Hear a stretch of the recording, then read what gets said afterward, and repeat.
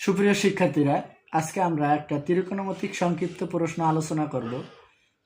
প্রশ্নটা হচ্ছে, দেখাও যে টেন স্কোয়ারে মাইনাস সাইন স্কোয়ারে ইকুয়াল টেন স্কোয়ারে ইন্টু সাইন স্কোয়ারে।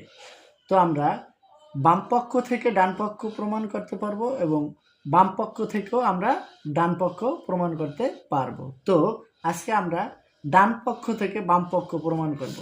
তো ডান পক্ষ হচ্ছে টেন স্কোয়ার এ ইন্টু সাইন স্কোয়ারে।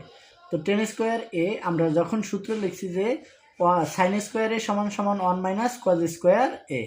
তো টেন স্কোয়ারটা 1 মাইনাস কজ স্কোয়ারের সাথে ইন্টু আকারে আছে, আমরা জাস্ট গুণ করে নিলাম। গুণ করার পরে আমরা টেন স্কোয়ার লিখলাম, মাইনাসের মাইনাস লিখলাম, টেনকে আমরা সূত্রের মাধ্যমে বাংলাম। টেন স্কোয়ারকে বাংলা হয় sine square by cos square into cos square.